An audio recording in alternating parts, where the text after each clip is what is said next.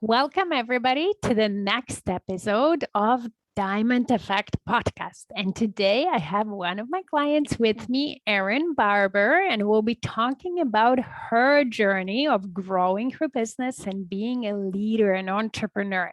So, hi, Erin. Thank you for coming on. And please introduce yourself to everybody. Tell us about you, your business, what do you do, the name of your business, and so on. Hi, Maggie. Thank you, first of all, for having me on the show. I really appreciate it. And so my business is now it's kind of twofold. So the first is as me, as a solopreneur. Just a quick note for everyone listening. I have a tiny cold, so I'm just going to mute for 1 second. No worries, no worries. I appreciate you, Erin, being with us and coming, even though you have a cold. So thank you so much.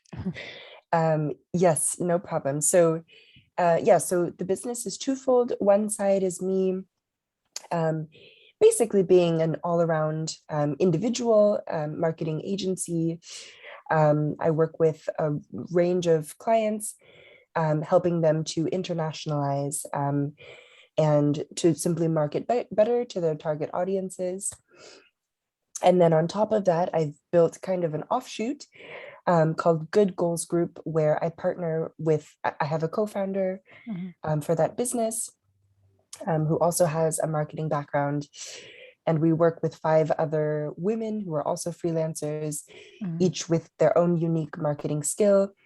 And in Good Goals Group, our target client is actually only do good businesses. So businesses that fulfill one or more of the UN global goals, which include goals about sustainability, equal opportunity, peace and equity, and a lot of other topics.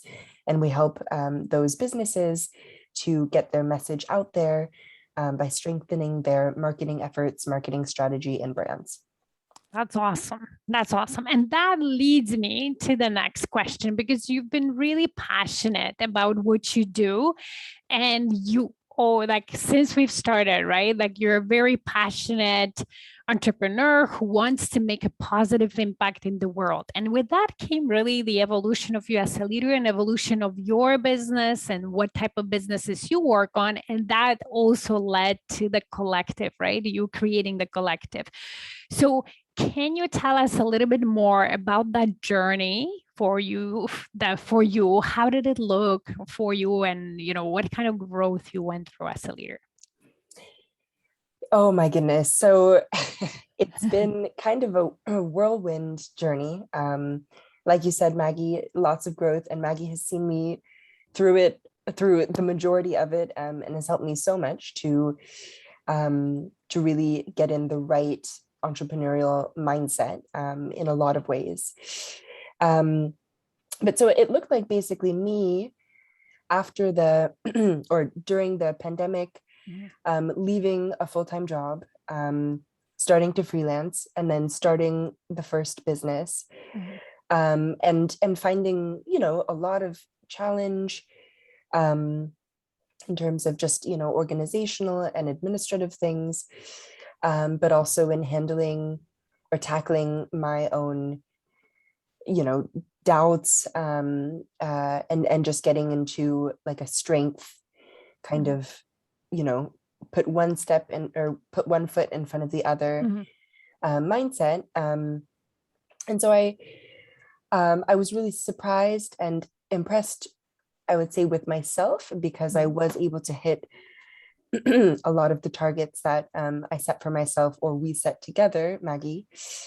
And so then my confidence, I think, really grew. And I, looked inside, and I've always known that, it's my calling and sole purpose to do something good. And if you can't do good, at least don't do bad, So with this in mind, then I found my amazing co-founder, Sarah Strabhar, and we had worked together through my first business. And together we thought, hey, let's support one another. Let's support other women who are also freelancers, entrepreneurs. and work on these, good goals. And that's kind of where I am today, through still tons of imperfection, still tons of work. But yeah, definitely this year in entrepreneurship has been just such a journey, but in the best ways. Oh, that's, again, I'm personally am inspired by the company or the collective you're founding with Sarah, and then, really connecting your mission to the UN good goals. It's such an inspiration for everybody. But I'm like always, inspired every time we talk and we have sessions. So yeah, let's talk about your confidence as well, because I think your story will inspire so many listeners. I really truly believe you're such a brilliant young lady and a young leader. You are. But at the same time, we're all human, right? And it doesn't make you immune to doubting yourself sometimes. And I don't think anybody is immune. All of us doubt ourselves sometimes. Tell me about it. Right? No matter how much we accomplish, no matter what type of goals we pursue and how much good we do in this world. But for me, it's been a pleasure to watch you grow and watch you slowly build your confidence. And you referred to that, like even seeing you hit the income targets that at first you thought they were impossible, and then you realize, oh, I can do that, and I can do even more. And or setting some boundaries in your business or in your personal life and so on, or even and then building collective, right? So tell us a little bit more about that, how this journey has been for you. Like, what are the important moments and maybe like mindset shifts or breakthroughs that you went through that helped you grow? Yeah.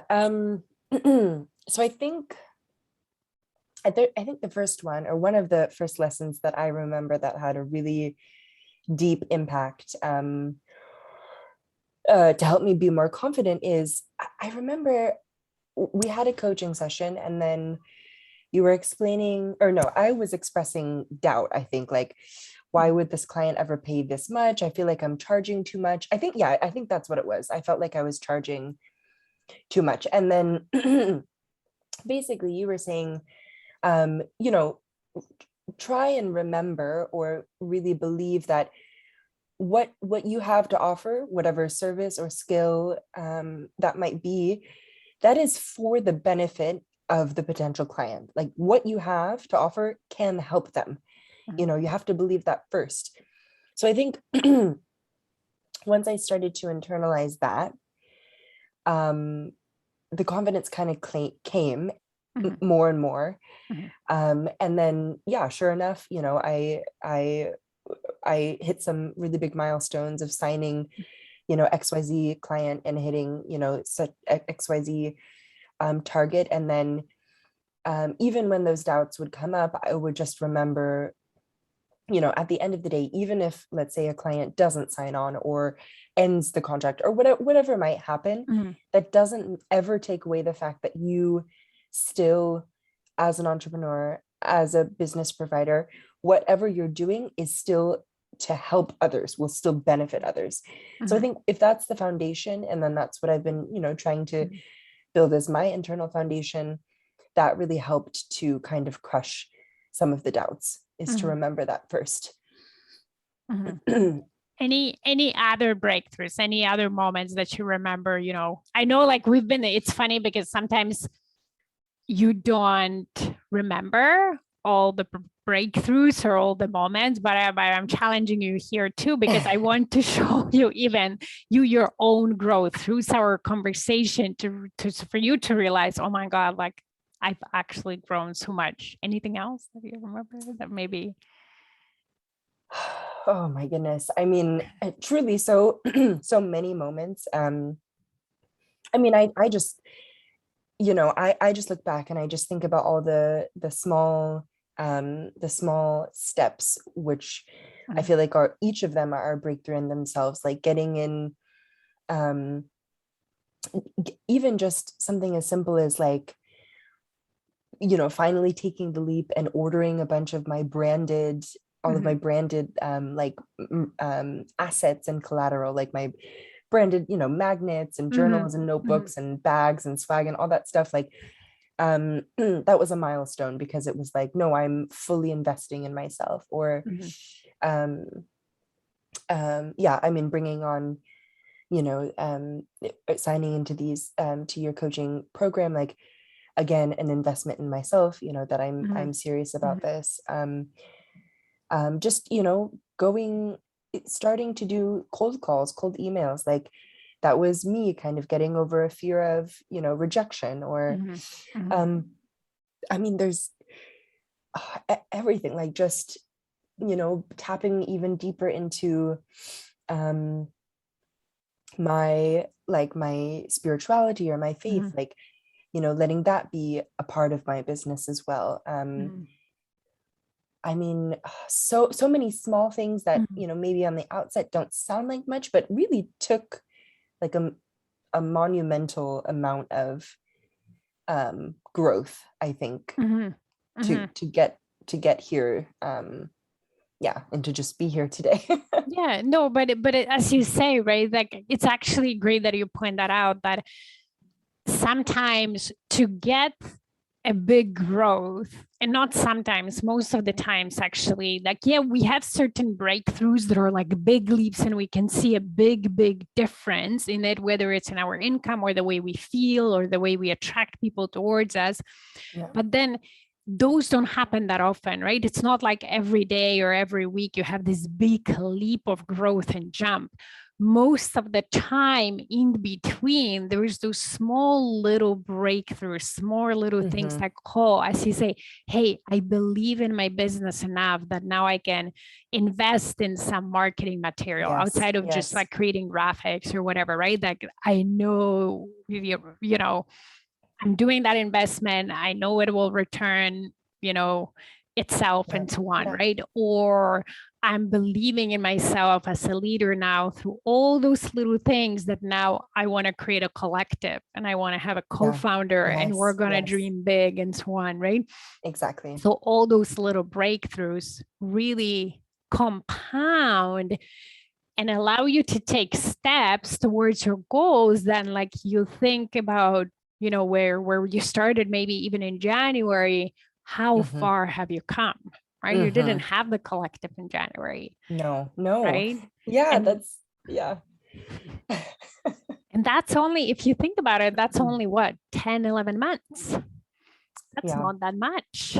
That's so true. Wow, that was kind of a moment for me, that was just this year in January, and now I work with 6 of the most like incredible, inspiring women ever. And, this first big client that we're working with is doing something incredibly good, bringing hygiene to low income communities, sustainable hygiene. So just when you put it that way, it's like, wow, okay, yes, this is happening. It is. And you know what, another, like one more thing I want to point out that you've mentioned is even that, like having enough confidence or building that confidence to truly bring you into your business, right? So you mentioned, okay, faith is important to me, and I wanted to make sure like that it was part of my business, right? But sometimes it takes courage, or it takes that realization.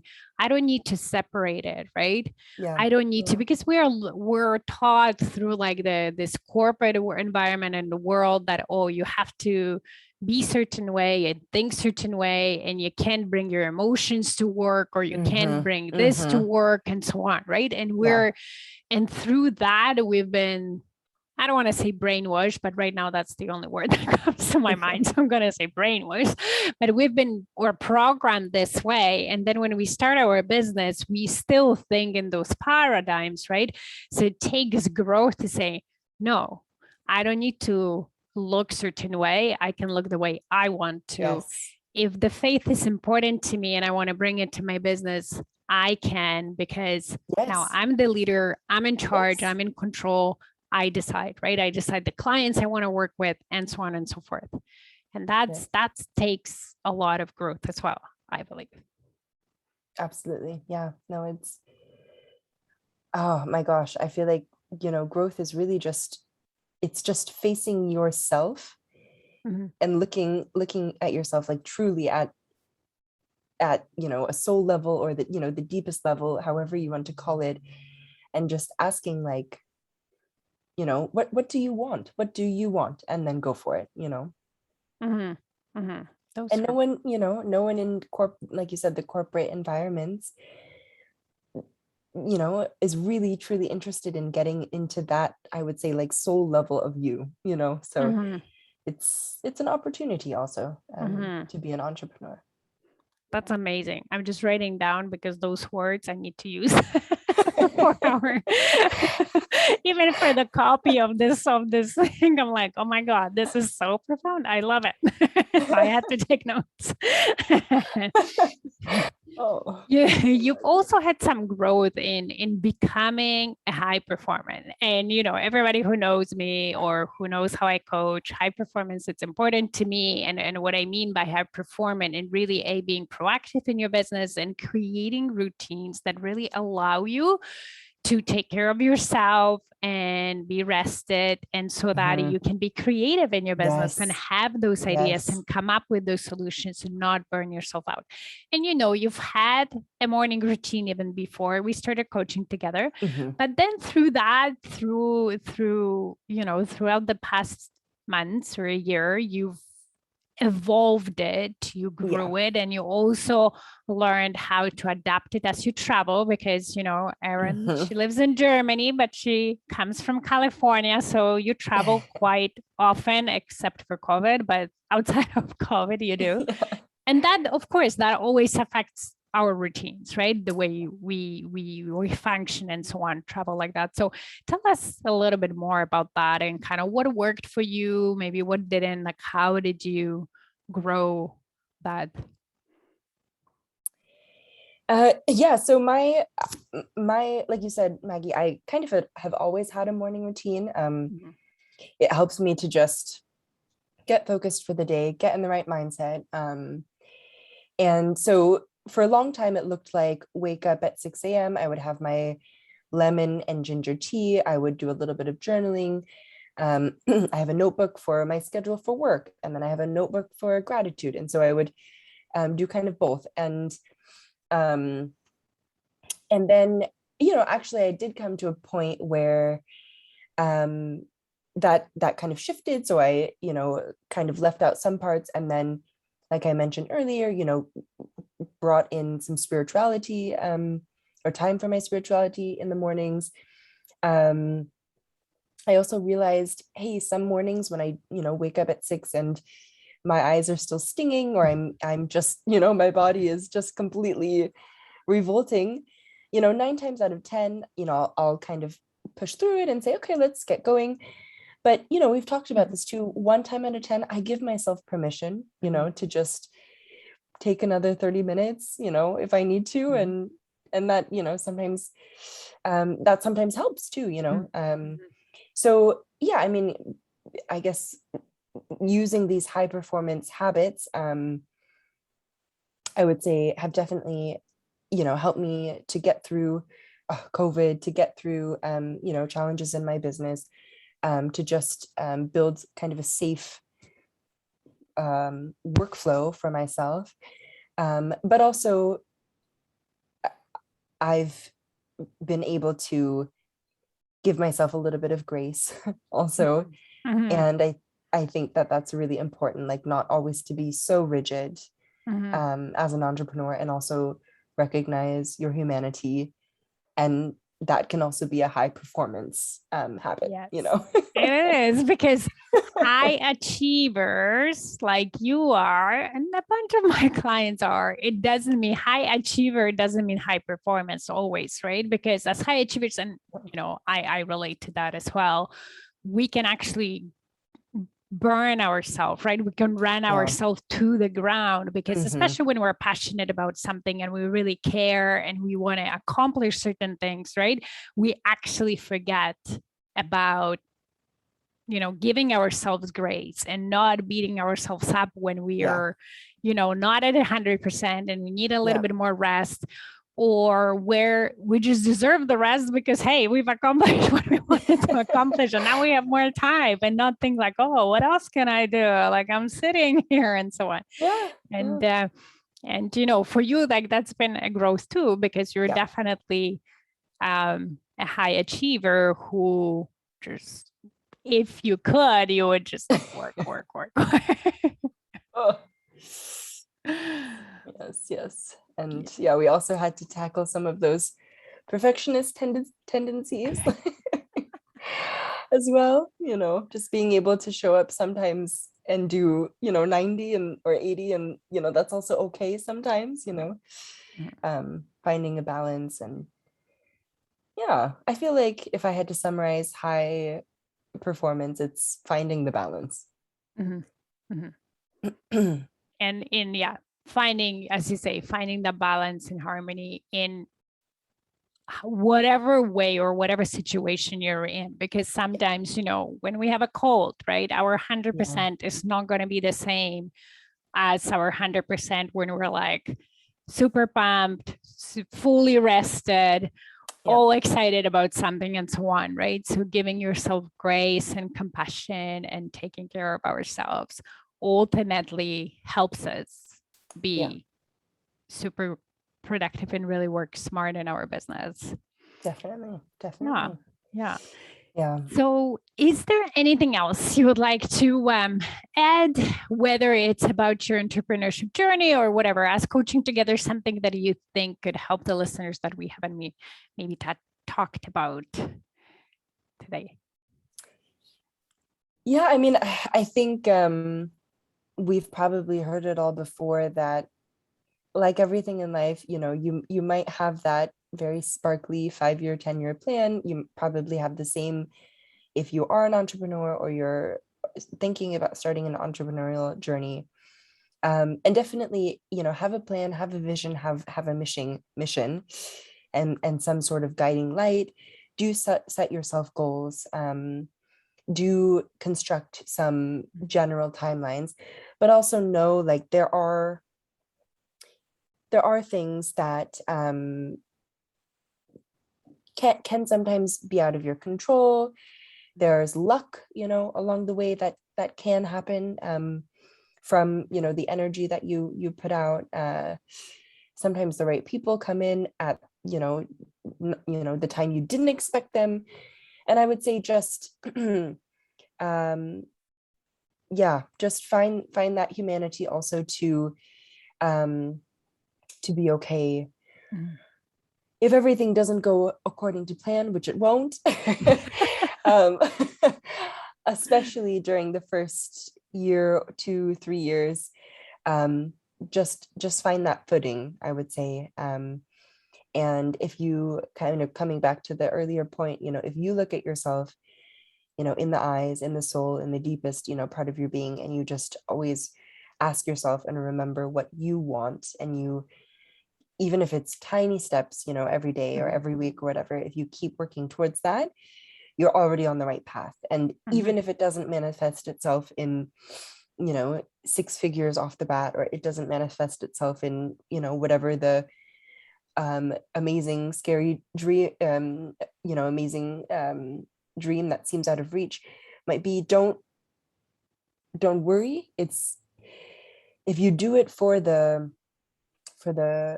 growth and for just the challenge, a lot of the other stuff kind of flows. It kind of comes. Yeah, it comes, right? Because that's the thing. Sometimes we just have the timelines that might not be realistic, or maybe just whatever, whether you call it universe, whether you call it law of just regular growth or whatever, it doesn't matter.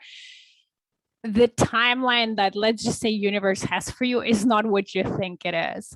But Erin, as you put it very wisely, as long as you take steps towards the path which you really want and you do the work, the results will come.